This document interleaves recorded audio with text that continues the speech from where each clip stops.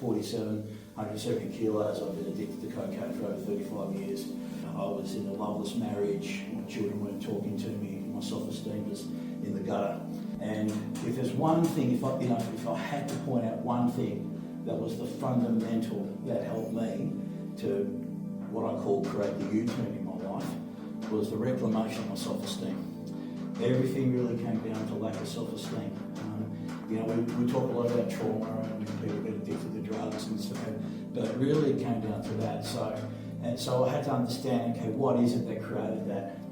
So when we were born as youngsters, we were loved unconditionally by our parents or our guardian. Didn't matter if you shat your nappy at 3 o'clock in the morning, you're a cute baby. It was all good, right? And then we get to this point in our life where we're about 18 months old or so, and the parents or guardian will understand, okay, there's some semblance of communication now. So if I wanted something as a child, now all of a sudden I have to behave a certain way. Shh, well, you won't get this. Behave yourself, Johnny, or you won't get that. And so the unconditional love that we receive, okay, now starts becoming unconditional. Conditional rather. Now, most of us have earliest recollection in life. I don't know about you guys, but for me, 4 years of age roughly. So up until 4 years of age, I have been used to the world where love, because remember our parents was everything. Everything came from our mum and dad or our guardian. Okay, they were the centre of our universe and everything hinged on them. But we were learned in order for us to be loved and would be rewarded or get things, we had to act a certain way, say certain things, okay?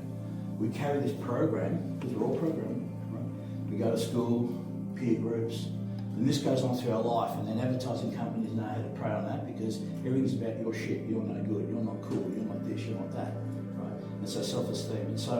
And then in my case, that forced me to become a people pleaser. So then I had to start doing things because I wanted, we're humans, we have a need for acceptance and need to be wanted and loved and appreciated. Yeah.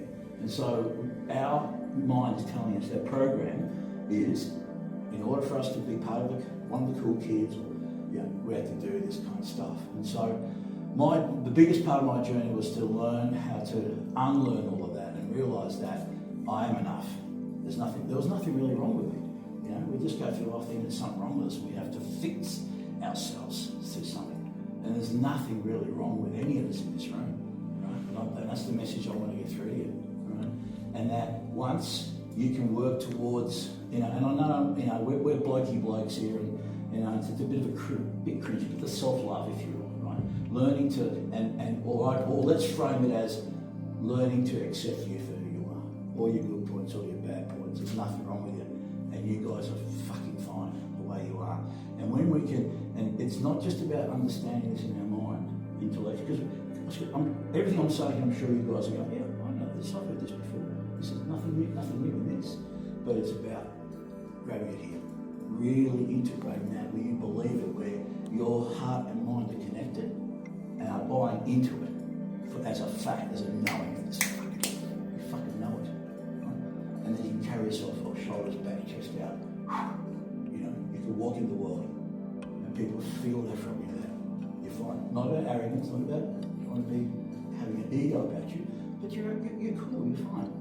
It allows you to function, allows me to function better in the world. I still have social anxiety. Right? I'm an outgoing person, but actually I'm quite an introvert. But I know that I can walk into a room in my mind and think, okay, I'm fine. You're no different to anyone else. You're exactly the same as everyone else. So, same time, you're fine, you're cool, and just be you, just be authentic. Because we feel it, don't we? We can't bullshit. Right? All of us in this room have got the most finely tuned bullshit meters on the fucking planet. And every one of you guys can pick it up. No, you don't even need to listen to people, you just feel it. Right? So it's self-esteem. So that's what, again, I don't keep it too long because we're all tired, we're training, and to be honest, I didn't come here specific. I wanted to come here to try to support this group, try and make some sort of impact, but it was kind of thank you again, Troy, for the opportunity. So I'll just keep it brief, gentlemen. It's a pleasure to meet you all.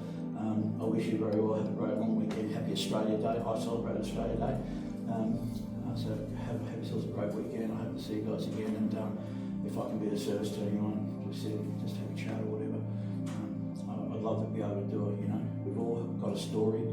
We've we're all here today to be able to tell our stories and do our thing. And so, yeah, well done for being here, and I sincerely wish you well. Thank you again. And, yeah, well, Thank you again.